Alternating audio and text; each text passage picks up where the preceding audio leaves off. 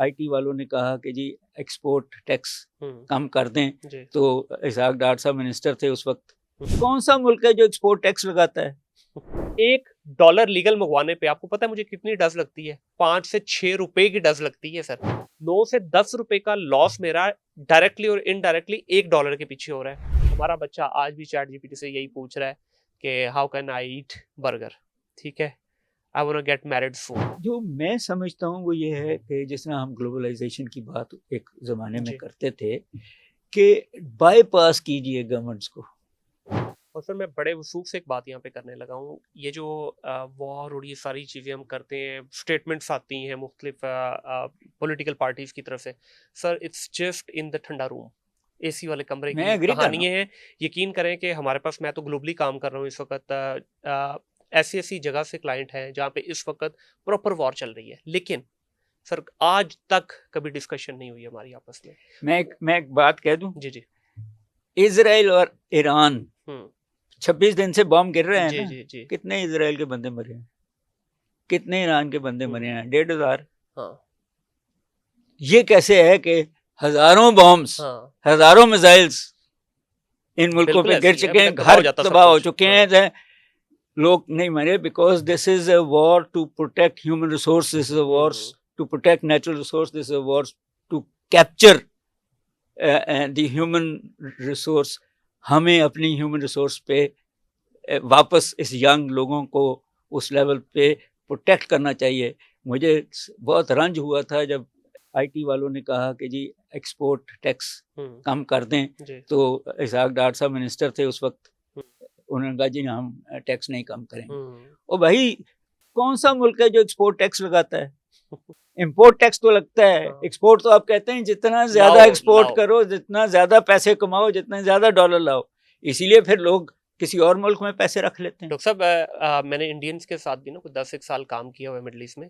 Sir Indian overseas जो है, वहाँ की गवर्नमेंट उसको एक दामाद की हैसियत देती है, और दामाद भी वो वाला जो घर आते हुए 4 शॉपर जिसने हाथ में पकड़े सदके जामा मेरा पुत्र आया है, वो हैसियत देती है। और हमारे ओवरसीज को क्या हैसियत है सर?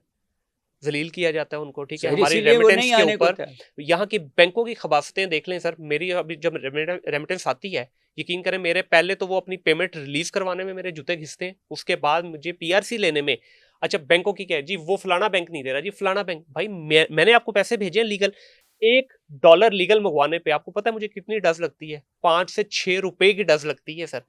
ये मैं इनकम टैक्स के अलावा बात कर रहा हूँ, या बाकी टैक्सेस के अलावा जी बात कर मुझे रहा हूँ। बिल्कुल अंदाजा गूगल है। रेट कुछ और है, हमें जो दिया जाता है 3 से 4 रुपए वहां से कम किए जाते हैं, फिर हम $40 से $50 पर रेमिटेंस फी पे करके लाते हैं। वही अगर हम देखें हुंडी के जरिए लेके आते हैं तो हमें 5 से 6 रुपए एक्स्ट्रा मिलेंगे। और तो एक इन टोटलिटी सर उसी मेरा दिन आ 9 रुपए का जाता है लॉस, सर दिन घंटे में जी। 9 से 10 रुपए का लॉस मेरा डायरेक्टली और इनडायरेक्टली $1 के पीछे हो रहा है। और फिर हमें कहा जा रहा है कि जी उसके ऊपर एक्सपोर्ट टैक्स भी दो आप, फिर फलाना टैक्स भी दो। देखिए आपके एक आईटी वाहिद इंडस्ट्री थी जिसने आपको एक सर ऊंचा करने की, एक फखर से सर ऊंचा करने का मौका दिया, आपने क्या किया उसके साथ? मुझे पता है ठीक है, तो फिर हम कहते हैं कि जी हमने आगे बढ़ना है। सर। मैं ये बार बार कहता हूँ कि ख़ास तबका है इस मुल्क का जो हावी है हमारे रिसोर्सेज पे और हमारी गवर्नमेंट्स पे। मैं किसी एक पॉलिटिकल पार्टी की बात जी नहीं कर रहा, और वो आप जैसे मेरे जैसे लोगों को एक ख़ास सतह से ऊपर जाने से हाँ, ऐसे डरते ही हैं, ऐसे इसलिए ही। हैं कि उनके अपने बच्चे काबिल नहीं हैं। वो करप्शन से तो काबिल हो जाते हैं, मेहनत से और अकल से काबिल नहीं है। बिल्कुल ऐसे ही है। तो ये सारे जो प्रॉब्लम्स डाले हुए हैं, मुझे रंज अपनी ब्यूरोक्रेसी से है जो मिडिल क्लास से आते हैं। बिल्कुल ऐसे ही। उनको आपको सपोर्ट करना चाहिए, ना कि आपको पे वो सारी प्रॉब्लम्स डालनी चाहिए। ऐसे ही है। But at the same time I think the world is changing. हम ज़रा स्लो हैं, बट ये आईटी रेवोल्यूशन जो है ये चेंज कर देगी। जो प्रॉब्लम है वो उन लोगों को है जो इतने पढ़े लिखे नहीं हैं जी।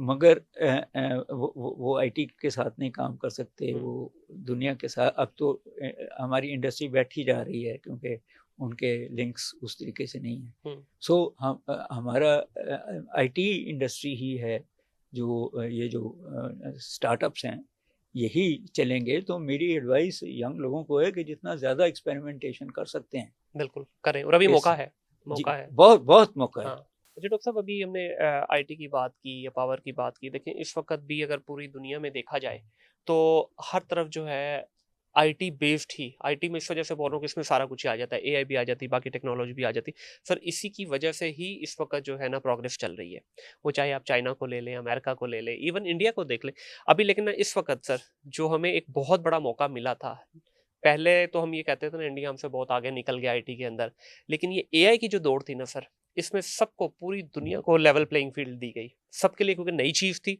पूरी दुनिया को मौका मिला और इसमें अल्हम्दुलिल्लाह हमारे बच्चों ने बड़ा अच्छा काम किया भी। बट अगेन वही बात कि हमें नेशनल लेवल पे सपोर्ट नहीं किया गया, कोई इसकी डेवलपमेंट की तरफ काम नहीं किया गया। जो कुछ लोग इसमें काम कर भी रहे थे उनको भी फोर्स किया गया कि भाई दिहाड़ी सिखाएं, दिहाड़ी लगाना सिखाएं बच्चे को, आप रहने दें, हमने तनख्वाह नहीं लेनी, आप दिहाड़ी आज की जुगाड़ किस तरह करना है वो बताएं। अब अगेन वही बात है, दुनिया बहुत आगे निकल गई है एआई के अंदर, हम अभी भी चैट जीपीटी से वही पूछ रहे हैं बेसिक सवालात, जबकि दुनिया के अंदर प्रॉम्प्ट इंजीनियर की जॉब्स आ चुकी हैं जो कि हाईली पेड, 1,60,000, 1,80,000, $2 लाख तक पर एनम उसकी पे दी जा रही है। हमारा बच्चा आज भी चैट जीपीटी से यही पूछ रहा है कि how can I eat burger, ठीक है, I want to get married soon. अब ये सवाल हमारे यंग जनरेशन चैट जीपीटी से पूछ रही है। ऑन द अदर हैंड दुनिया इससे, अब ये जो टेक्नोलॉजी की जो जितना भी ये सारा हुआ है, अब इसमें बहुत ज़्यादा एआई का यूज़ किया गया है। लेकिन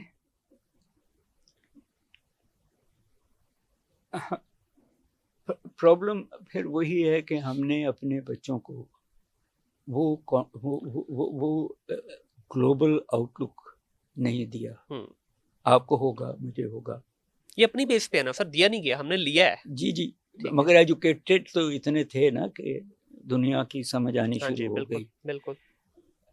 जब तक आप, हमारा तो ये रहता है कि हम बच्चा दरख्त पे चढ़े तो हम कहते हैं गिर जाएगा, चोट लग जाएगी। दुनिया कहता है कि एवरेस्ट पे चढ़ो। हाँ, तो माइंड फ्रेम जो हमारे हैं, हमारे घर वालों के हैं, हमारी हुकूमतों के हैं, वो अग्रेसिव नहीं है। उसकी क्या हिस्टोरिक वजह है वो एक और हो सकती है, बट द थिंग इज कि दैट डजंट मीन कि ये यूथ जो है अब उस एग्रेसिव लेवल पे, जो भी है एग्रेसिव लेवल पे नहीं आ गई, और वो उस तरीके से। अब जो मैं समझता हूँ वो ये है कि जिस तरह हम ग्लोबलाइजेशन की बात एक ज़माने में करते थे कि बाईपास कीजिए गवर्नमेंट्स को, कैसे करना है वो आईटी बताएगा। सर ये आपने खतरनाक स्टेटमेंट दे दी। बाईपास कीजिए आप टैक्सेशन के निज़ाम को, ठीक है, सोचिए कि कैसे आप पैसा बना सकते हैं और फिर इस मुल्क के वो गरीब बच्चों का किसी न किसी तरीके से मदद कर सकते हैं, उनको एम्प्लॉयमेंट दे सकते हैं, उनको एजुकेशन दे सकते हैं, उनको टीम का हिस्सा बना सकते हैं। बट उसके लिए ज़रूरी है कि आपको ये जो स्टेट है, जो इतनी भी मुझे प्यारी हो, अगर वो रुकावटें डाल रही है तो बाईपास करना पड़ेगा।